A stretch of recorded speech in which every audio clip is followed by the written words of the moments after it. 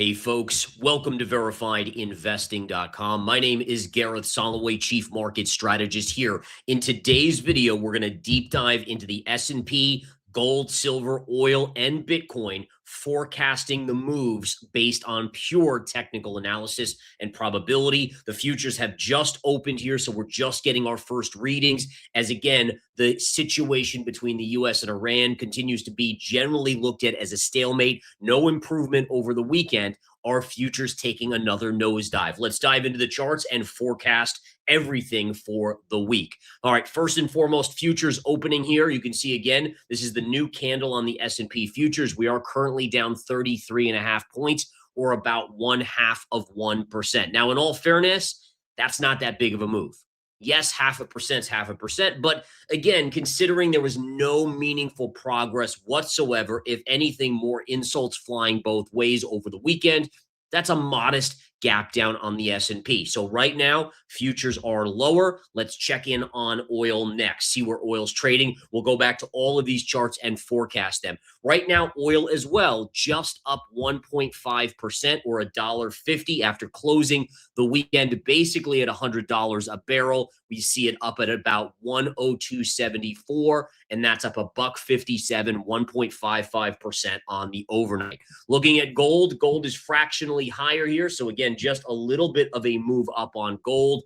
Gold, for the first time on Friday in quite some time, showed its first sign of being a risk-off safe haven asset again, after obviously falling sharply in the last few weeks with the stock market. So again, possibly a sign of a resumption in the safe haven trade in gold. If we take a look at silver real quick, seeing where silver is slightly lower here. And again, remember, silver is not a safe haven asset like gold. It's partially a safe haven, but it's also partially an industrial metal, and generally trades a lot more with risk assets, unlike gold generally, which trades the opposite of risk assets. And then lastly, folks, let's jump into Bitcoin here and take a look at where Bitcoin is trading. If we jump back here, we can see that Bitcoin is basically flat.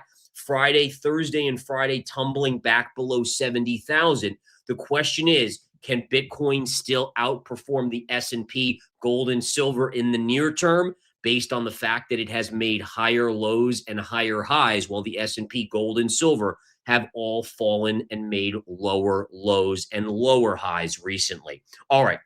So that's where we are, checking in. Basically, again, Bitcoin flat, silver fractionally lower, gold fractionally higher.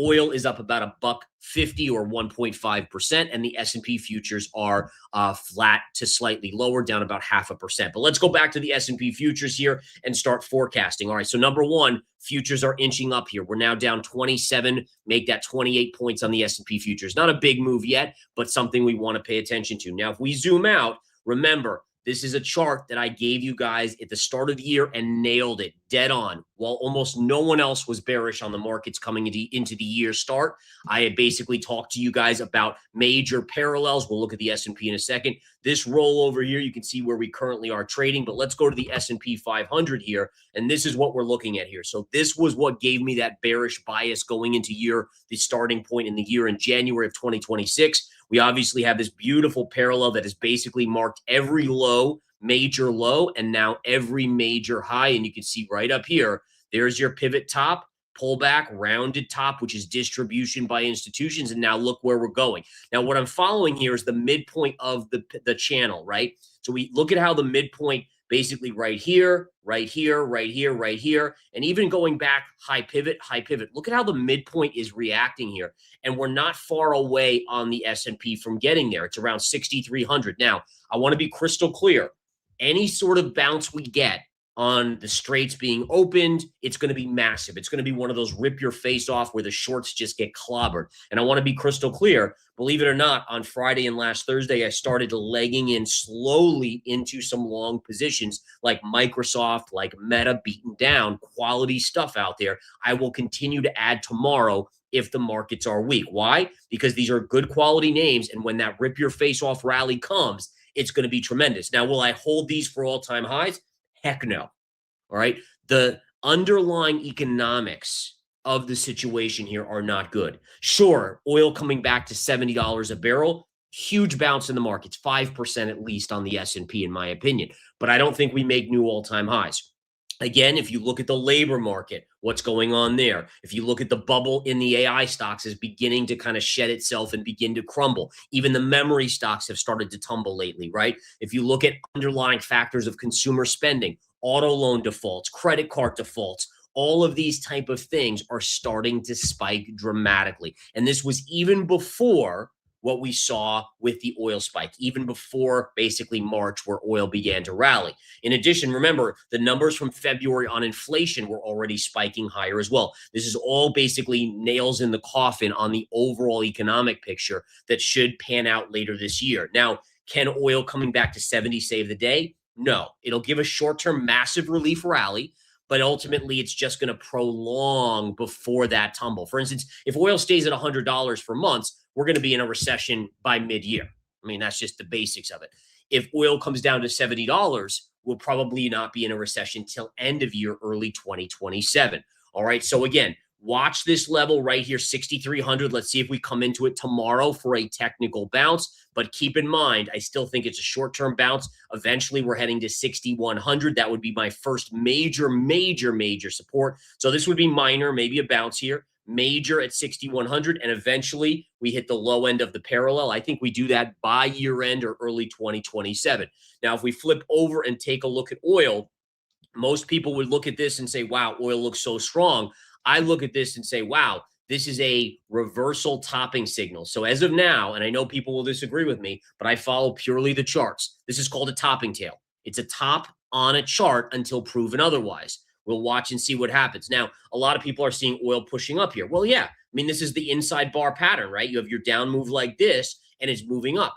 Case in point, if we go to the chart on silver, let's bring up this, and this is the chart of the Japanese yen, but let's go here. And if we look at silver, what was silver doing on the daily chart here? Doing the exact same thing. Look, over here. So you had the big reversal. Then you had higher high and a lower high, but then a higher high. It got all the bulls on board, and I said, nope. This is still an inside bar bear, and then you came down. Same thing here. So just be aware of that. And right now, oil's still up about $1.50 to a 102.67 right now on WTI crude. But just be aware of that that's the pattern formation. And you could even argue that you have this beautiful inside bar pattern, which you could even see oil go up to 110. And that would not be shocking to see. And it would still be inside of the reversal and inside bar move. But if you think about it, right, the market is great at getting the majority of people, the maximum amount of bulls on board before the rug gets pulled, just like when things collapse, the maximum amount of bears get on board just before the monster rally and bottom in the markets. And so it almost makes sense that you could see maybe oil going back to $110 per barrel, because that would just get all the bulls back on board. But on a technical basis, when you remove all the fluff and the emotion, has it taken out the topping tail high at 120? No. If it does, different story. Now you have momentum to the upside. It's very black and white once you start using the charts to kind of forecast. All right. So that's where we are. Bearish inside bar, but still understand it could go as high as 110. Have I started to short oil? Yes. As of Friday, I did inch in just tiny. But as always, I do slow entries right here. I would add another point here. I would add another point here, and again right here. Dollar cost average would bring my average here. When we get that big fall, boom, there you go. That's how I set it up. I don't go all into my first buy. I never do that. Never will you see me ever do a trade where I go all in on my first buy with my full position. It's just bad trading. It flat out is. It's not preparing, and the best and the wealthiest investors and traders, they always look at what Warren Buffett does. He doesn't buy all at once. He buys more, dollar cost average with his bigger thesis intact, AKA the chart. For me, he has obviously more the fundamentals. Okay. Looking at silver real quick. Silver again, struggling, barely holding on. These are my new support levels. Pivot low here. You can see over here, 64 to 66. Again, pierced, came back up. If it breaks here, we still get to my downside target. My adjusted target is anywhere between 49 and 54. I did it in green because this is where I will buy the physical metal. I'm looking to basically put aside quite a bit of money to get in on the metals at those levels for long term. And again, I'll keep you posted when I do, and I'll even tell you guys where I buy my metal. Absolutely. Okay. Now, if we go to gold real quick and we just flush out a gold here, gold getting a little bit of bounce. That's good to see. Still holding this 44 to 4,300. Notice you hit it here. You can see over here and then pierced it, reversed. I still think we could bounce back up to about 46.50 on gold. Then we ultimately take that next leg down. First stop would be here at 3,900, but eventually 34 to 3,500. That's where I buy my physical. I should do that in green because, again, that would be my big buy level right down there. Many people will say it won't get there. Maybe it doesn't. I don't mind. I have plenty of physical already, so doesn't really matter if it doesn't get there. But if it does, that's what I do right there. And then lastly, Bitcoin, guys, let's take a look. Bitcoin is interesting. Believe it or not, it's like I said, the only asset out there here of the major players that has made higher lows and higher highs over the last couple months. And so, again, I'm generally optimistic. I would have liked, obviously, and again, I think you have to look at this like, why is Bitcoin pulled back from a week or two ago? Well, because every risk asset's tumbling. Look at the stock market. So, of course, it's falling. But the question would be is it making lower lows like the stock market? No. Is it making lower lows like recently gold and silver? No. It's actually showing relative strength. Now, that could change. Fair enough. It could change. But right now, if we look at this, your green reversal low is right down here, right? So we have it right down in this range. Let me put in a trend line here. This is my line in the sand right here, right? As long as we hold 62,800, then the green body here is still intact. And at that point, you could say, all right, well, when we get back and we get that technical bounce, can we still, and look, low, higher lows, and technically still higher lows, right? And you could even connect these, right? There's a beautiful trend line right there. Can we get that reflex bounce and get back up to that 80 to 85,000 level? And again, I'm not sure, but obviously, as long as we hold the green trend line, for me, I'm going to remain optimistic. I actually, believe it or not, folks, I actually picked up a tiny bit more Bitcoin below 66,000 on Friday, just nibbling just a little bit again. And I'm just slowly inching in, not even with a half position yet, but essentially inching in little by little and picking up some more. All right, I got to get going, guys. Just wanted to keep you guys fully versed on what's going on here. S&P futures right now are still down a little bit on the overnight session, but only down about 28 points. We'll see where that is by tomorrow morning. Let's watch and see. I'll have a great one. You guys have a great one. I'll see you in the charts. Take care.